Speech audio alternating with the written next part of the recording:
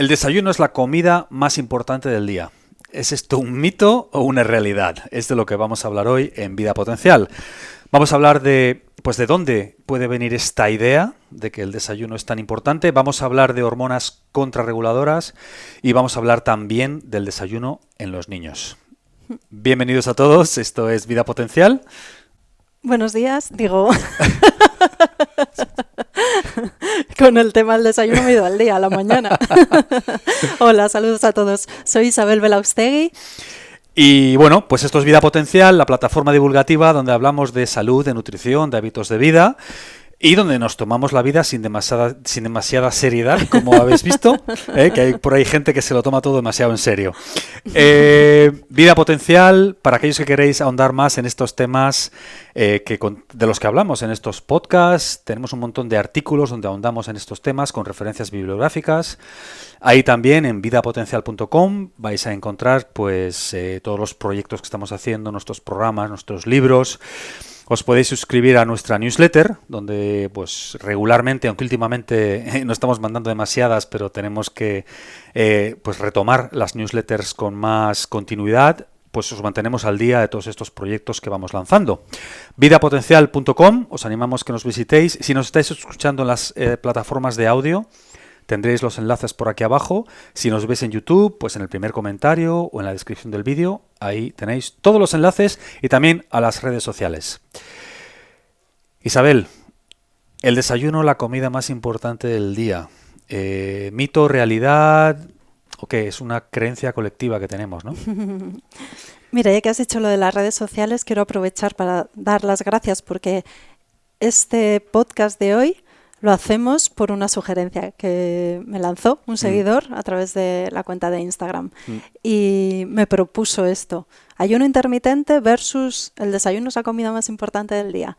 Y me gustó mucho, te lo conté, Jesús, y nos pareció que podía ser muy interesante para desarrollarlo en un podcast. Pues a pesar de que pensamos que es una verdad escrita en piedra, quizá esta idea de que el desayuno es la comida más importante del día es más un mito que una realidad. Un mito favorecido por los fabricantes de cereales de desayuno que, pues tenían que velar por sus intereses y favorecieron todo este concepto de que había que empezar el día desayunando y además desayunando, pues sus productos, los cereales de desayuno. Podemos empezar el día en ayunas. De hecho, estamos diseñados para eso. Para disponer de energía, de reserva y poder empezar a hacer todas nuestras tareas físicas e intelectuales sin necesidad de comer. Esto tiene que ver con esas hormonas contrarreguladoras de las que vamos a hablar. Yo aquí normalmente me gusta que primero ahondes un poquito en lo que vamos a hablar y yo hago mis comentarios y mis reflexiones, ¿no? Intento aportar mi granito de arena en intentar que la gente, cuando tú das una explicación más técnica, más científica, yo intentar poner ejemplos. Pero aquí tengo que saltar muy pronto. Sí. En esta ocasión tengo que saltar. Te lo he visto. Tengo que saltar pronto porque esto tiene todo el sentido evolutivo. O sea, evolutivamente hablando, en el Paleolítico, uno no se levantaba en su cueva, se tomaba un desayuno y luego se iba a cazar. Se levantaba, se iba a cazar y cuando cazaba comía, no al revés, ¿no? Entonces, creo que esto es muy importante también que visualicemos quiénes somos, de dónde venimos y ya puestos a dónde vamos. Pero bueno, eso quizá para otro podcast. Pero entender de dónde venimos como seres vivientes, ¿no? Entonces, ¿cómo va a ser que la naturaleza desarrollara un metabolismo para un entorno que no facilitaba poder comer nada más levantarse? No tiene ningún sentido evolutivamente hablando. Exacto. Exacto, por nuestro diseño evolutivo, por nuestro equilibrio hormonal y por los ritmos circadianos, esas oscilaciones que tienen lugar a lo largo del día en las distintas funciones vitales, estamos preparados para empezar el día en ayunas. Las hormonas contrarreguladoras son aquellas como el cortisol o la adrenalina que tienen una función de contrarrestar los efectos de la insulina. Cuando nos levantamos, o a primera hora del día, a las 8 de la mañana, en torno a esa hora, tenemos unos niveles más elevados de estas hormonas contrarreguladoras y niveles más bajos de insulina. Esto se traduce en que a esa primera hora del día predisponemos a nuestro organismo a funcionar a base de sus reservas energéticas de grasa, obtener de ahí la energía. La insulina tiene la función de guardar la glucosa en las células y guardar aquella que sobra en forma de depósitos de grasa, almacenar. A primera hora del día los niveles de insulina son muy bajos porque se supone que, claro, de dónde venimos, de hace miles de años, no vamos a disponer de glucosa para tener que guardarla y almacenar el superávit en esos depósitos de grasa. Por contra, lo que tenemos es unos niveles altos de aquellas hormonas que nos van a permitir funcionar, salir corriendo, empezar ya a gestionar todo lo que tenemos que hacer en el día utilizando nuestras propias reservas, las reservas de grasa. Estamos diseñados así, vamos evolucionando muy despacito y de momento, metabólicamente, somos así, nos hemos quedado en la época del Paleolítico, de hace 15.000 años. Tenemos que jugar con eso porque de esa manera vamos a favorecer al máximo nuestra salud y nuestro bienestar. Entonces, si mantenemos el ayuno por la mañana, vamos a tener energía, salvo excepciones, de sobra, y además vamos a mejorar nuestro peso corporal, nuestra composición corporal, porque vamos a quemar esa grasa que está almacenada ahí para darnos ese combustible que necesitamos. Es lo mejor, vamos a optimizar al máximo el funcionamiento de esta máquina maravillosa que somos. Vamos a funcionar utilizando los cuerpos cetónicos en lugar de la glucosa. Y los cuerpos cetónicos son un combustible muy eficiente y muy limpio, que favorece la salud de nuestras mitocondrias, que es algo que determina también nuestra salud y nuestra longevidad, nuestro envejecer bien y plenos de vitalidad. Nos va a dar una estabilidad que nos va a permitir estar mejor, que no nos den bajones energéticos, pensar mejor, con más claridad, ser más creativos, tener más foco. Y si estamos ahora haciendo el paralelismo en una segunda línea con el hombre del Paleolítico, es que esto era necesario para poder sobrevivir y más aún para medrar, para evolucionar, para mejorar. Entonces, empezar el día así, respetando lo que somos, también va a marcar ya las pautas de funcionamiento hormonal del resto del día. Así que, lo siento, agarraos a los asientos los que estáis escuchando, porque Jesús ya lo sabe y no se va a desmayar. Es un mito, el desayuno no es la comida más importante del día. Claro. Y luego, mucha gente piensa que la palabra desayuno significa la comida que hace uno nada más levantarse. No.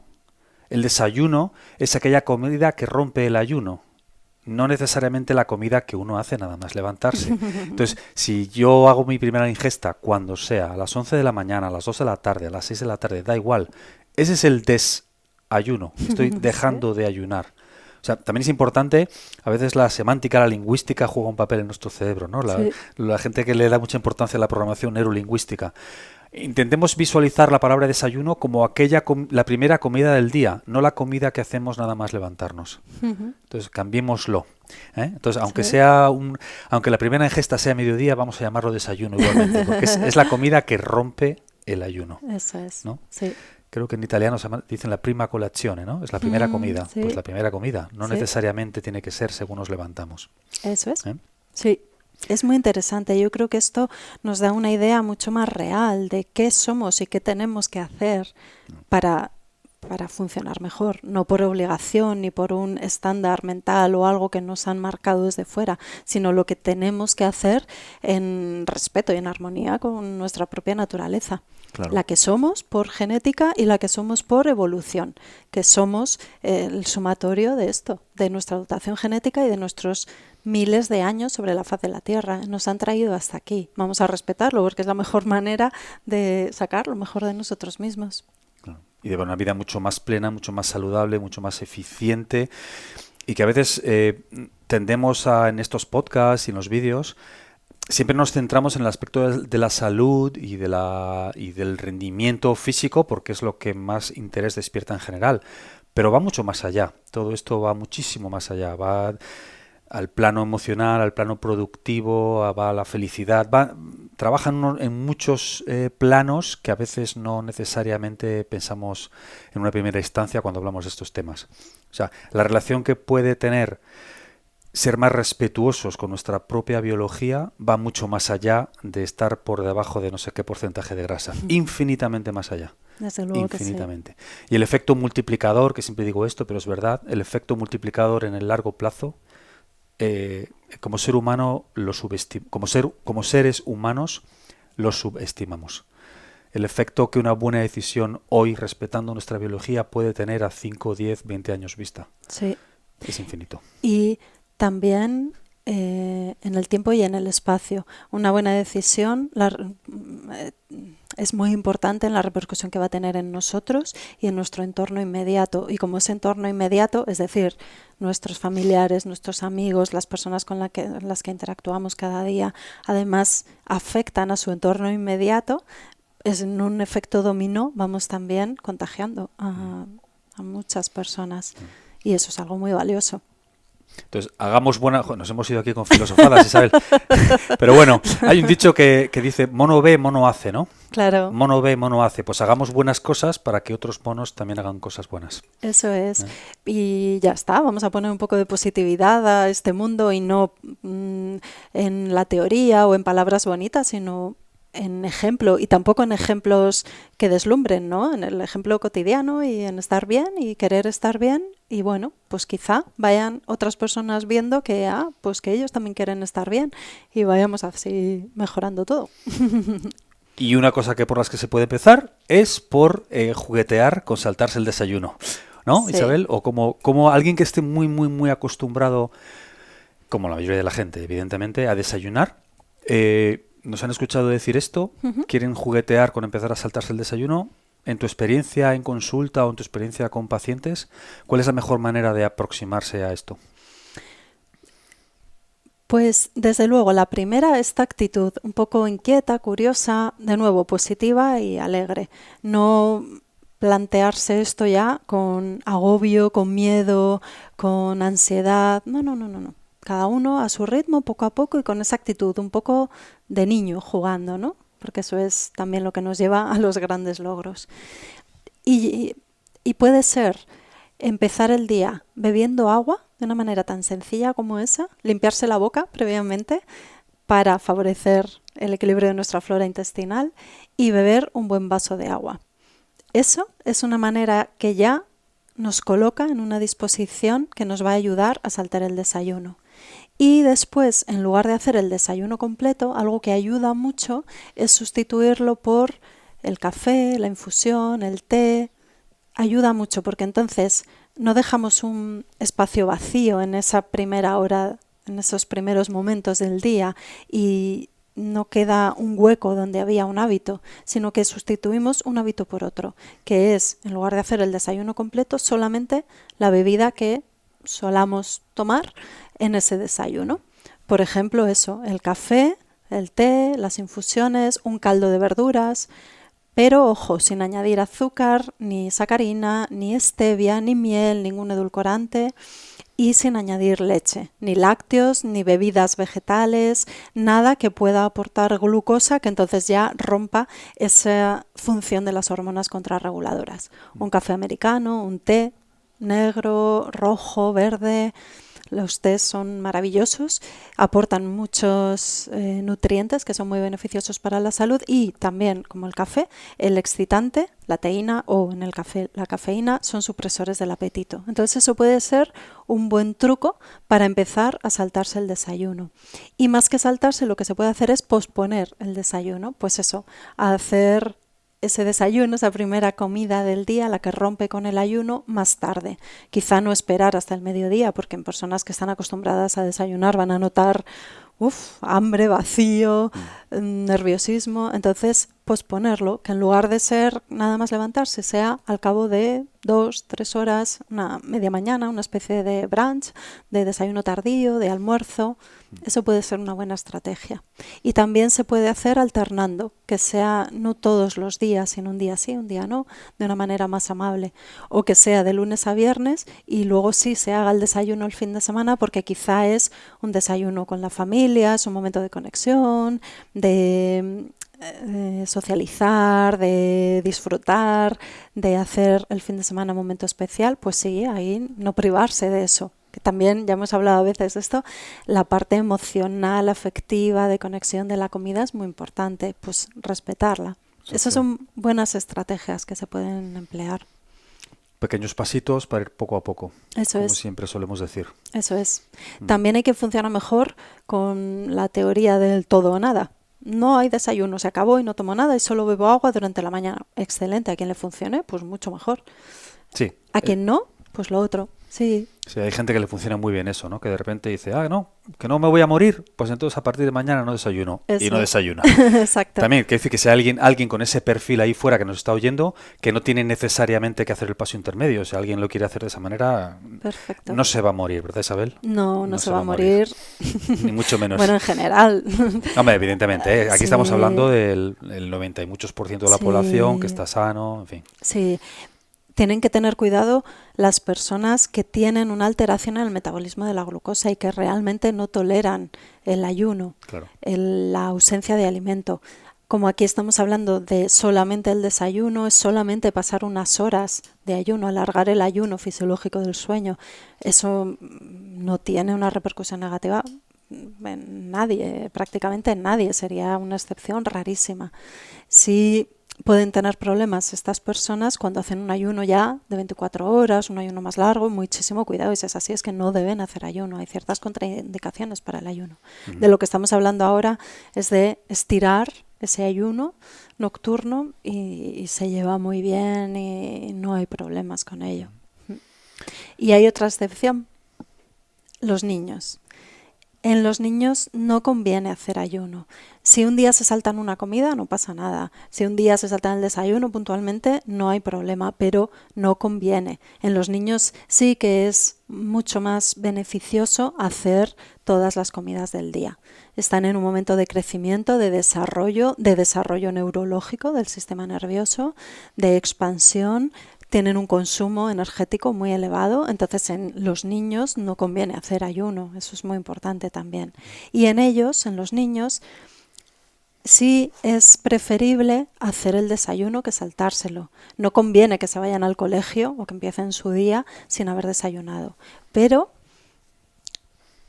rompiendo un poco el mito, desmenuzando el mito del desayuno, lo que conviene es que hagan un desayuno adecuado, no el desayuno de la mayoría de los niños hoy en día, que es a base de alimentos de alto índice glucémico. Es echar un aluvión de azúcar a su sangre que les va a dispersar, a distraer, les va a impedir tener atención en las tareas del colegio o en lo que estén aprendiendo, les va a dificultar la socialización porque les puede volver más ariscos e irritables. Entonces, desayuno en los niños sí, con una buena concepción del desayuno, que se traduce en que haya un equilibrio entre hidratos de carbono, proteínas y grasa. Que los hidratos de carbono no sean de alto índice glucémico, que no se dé a un niño de desayuno un zumo de naranja y encima industrial, peor aún, y una pieza de bollería. Eso no es un desayuno. Me niego a llamar eso desayuno. Lo es, literalmente, rompe el ayuno.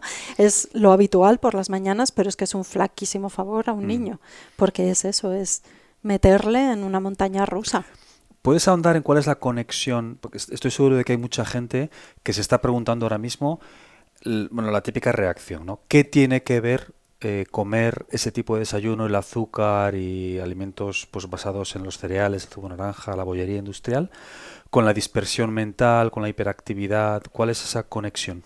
Bueno, está demostrado, está estudiado ya cómo el azúcar y los alimentos de alto índice glucémico favorecen en los niños la hiperactividad. Hoy en día es muy, muy, muy elevado el número de niños diagnosticados de trastorno de déficit de atención e hiperactividad. Ya. Y a los pobrecitos, ¿cómo no se les va a hacer hiperactivos y distraídos si se les alimenta a base de azúcar?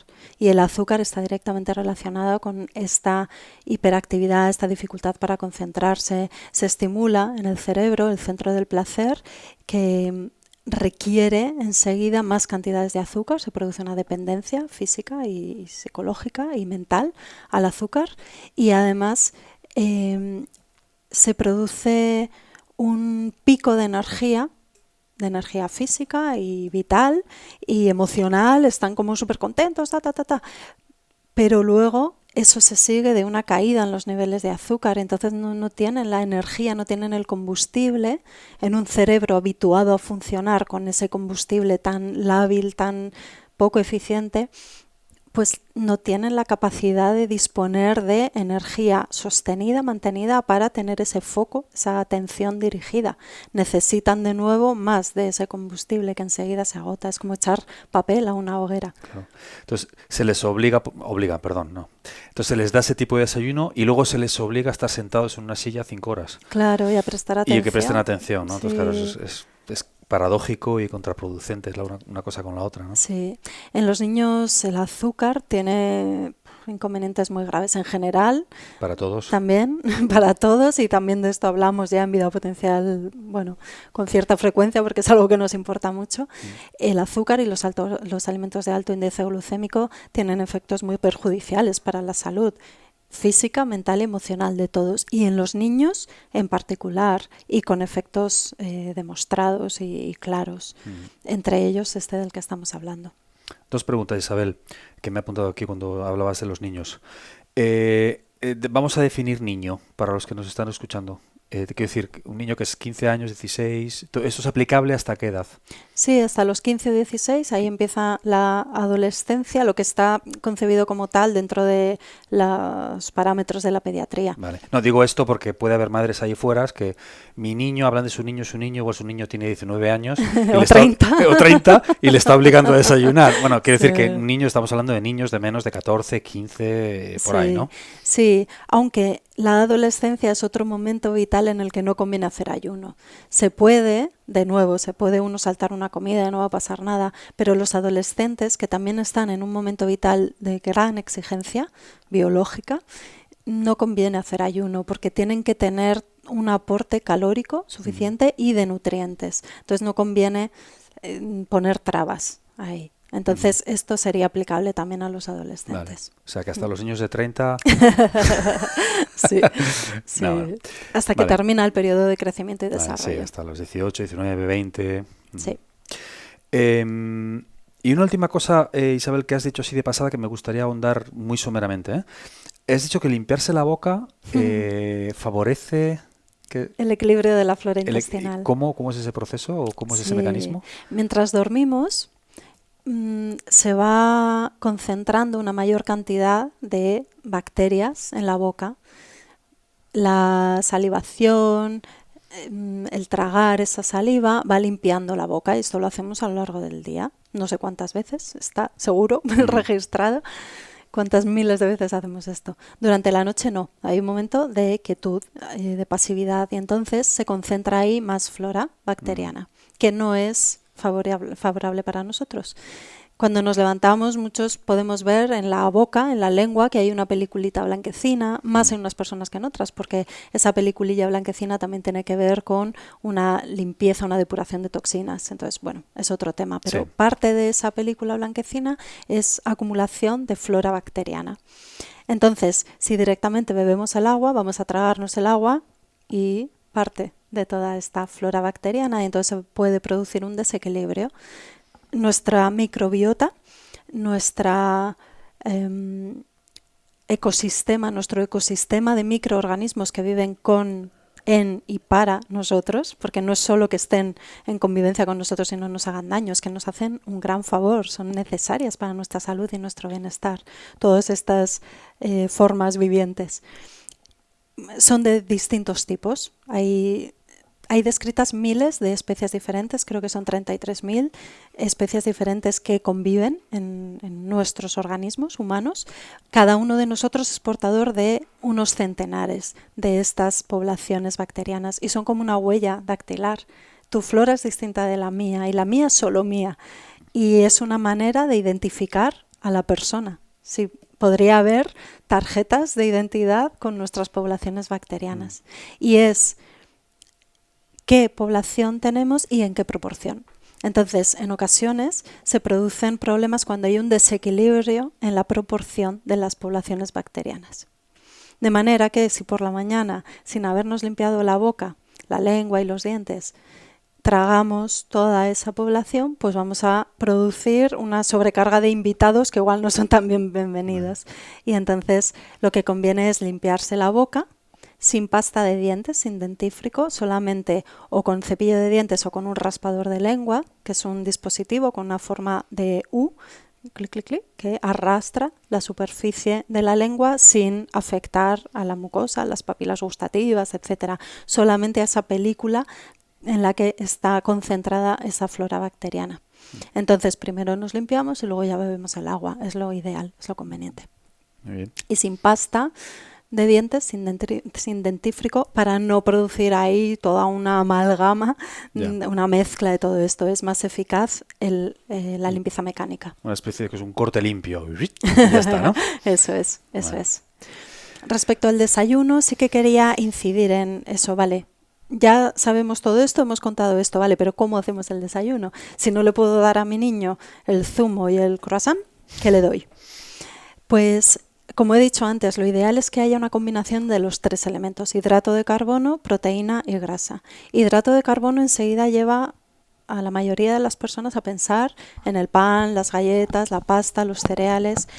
Recordad que hidratos de carbono son también los vegetales y las frutas. Lo que conviene es que sean hidratos de carbono de índice glucémico medio o bajo para evitar esos picos de glucemia, de azúcar en la sangre. Entonces, en este grupo de alimentos podemos tener frutas de bajo índice glucémico, por ejemplo, unas frutillas del bosque, arándanos, frambuesas, fresitas. Los cereales integrales, el pan integral, las galletas integrales, un bizcocho casero que hagamos con harina integral, preferiblemente no de trigo, sino de otros cereales, pues la espelta, el camut, el trigo sarraceno, arroz. Se pueden tomar derivados del arroz, panecillos de arroz. Cuidado con las tortas de arroz, que sí, son de arroz integral, pero en el proceso de elaboración de esas tortas, que son como de arroz inflado, se eleva mucho el índice glucémico de este alimento. Igual que también se comercializan los cereales de desayuno a base de espelta, de arroz inflado. En los inflados, sería como el equivalente sano de los cereales de desayuno, pero cuidado porque en ese proceso, en esa elaboración, se eleva mucho el índice glucémico, así que mejor a evitar. Sí se podría poner un poquito de arroz integral, hacer una mezcla, entonces esa base de hidratos de carbono o incluso unas verduritas. Esto también choca a muchas personas, a otras no, y es fenomenal empezar el día así, con esas fuentes de hidrato de carbono junto con fuentes de proteína, y aquí tendríamos pues quizá una tortilla o un huevo pasado por agua, un huevo cocido, un poquito de jamón, anchoas, sardinas, nueces, frutos secos, una fuente muy buena de proteína. Y esta proteína va a ayudar a segregar neurotransmisores que nos preparan para empezar el día con mejor ánimo, con fuerza y con mayor atención a todos, y esto pues es especialmente interesante en los niños y los adolescentes. Y el grupo de grasas, que no falte. La grasa, la pobre, ha adquirido muy mala prensa en décadas, pero la grasa es tu amiga, la grasa es fundamental, las grasas buenas son importantísimas para nosotros y van a proporcionar una fuente de energía más estable que se va a ir aprovechando a lo largo de la mañana, y aparte las grasas son importantísimas para el cerebro, para el funcionamiento del sistema nervioso, así que de nuevo para un niño, un adolescente esto es fundamental. Buenas fuentes de grasa, pues el aguacate, el aceite de oliva, el paté de aceitunas o unas aceitunitas. Entonces, con todo esto, ¿qué se puede hacer? Una tostada de pan integral de espelta con aceite de oliva y con una loncha de jamón o de fiambre de pavo. Mejor evitar este tipo de embutidos con almidones, ¿no? Entonces, bueno, pues si puede ser un jamón de buena calidad, un ibérico o algo así, pues mucho mejor. Si no, con una tortillita francesa o con anchoas o con las nueces, queda muy rica esa combinación. O unas verduritas salteadas con, pues eso, un poquito de sardina desmenuzadita y aguacate. Pues perfecto. Un bizcocho casero elaborado con harina integral de espelta, con huevos ecológicos, con aceite de oliva. Pues eso son combinaciones fantásticas para empezar el día. Cuando has hecho lo de las sardinas, más de uno se ha movido en sus sillas. Los estamos oyendo, oímos el movimiento. Los percibo, sí, colocándose en las sillas. Sardinas y aguacate por la mañana. ¿Cómo puede ser? Pues bueno, todo es atreverse, empezar a atreverse y comprobar que va mucho mejor que un zumo de naranja y un croissant. Sin duda, del zumo de naranja hablaremos más sí. larga y tendidamente, sí. yo creo. Yo creo que merece un protagonismo. Sí. No sé si un podcast en sí mismo, pero igual sí, porque lo del zumo de naranja trae mucha cola, también nos hacen muchas preguntas, sí, ¿no? exacto. Sobre el zumo de naranja. Sí, eso es. Así que, por resumir en 4 ideas claras, el desayuno no es la comida más importante del día, se puede empezar el día en ayunas, de hecho eso nos sintoniza mejor con lo que somos por naturaleza, genética y evolutiva, y si desayunamos, lo que conviene es hacer un desayuno bien equilibrado que nos aporte todos los nutrientes que necesitamos para empezar el día con plena energía, vitalidad y foco mental. Traducido de otra manera, más proteína y más grasas saludables de lo que estamos acostumbrados normalmente, ¿no? Sí, e hidratos de carbono de bajo y medio índice glucémico, en lugar de los de alto índice glucémico, que son los protagonistas de los desayunos de la mayoría de gente en Occidente. Y que no sea solo carbohidrato, que sea... Sí, que no falte la proteína y la grasa. Pues señores, aquí acaba el podcast sobre el mito del desayuno. El mito del desayuno y el hombre del Paleolítico tomándose unos cereales y yéndose a cazar. Sí, el hombre del Paleolítico se iba a cazar. Y luego comía. Y luego comía si tenía éxito. Si tenía éxito, exacto. Si no, ayunaba. Sí. Ayuno obligatorio. Un abrazo, amigos. Saludos a todos. Hasta la próxima. Hasta la próxima.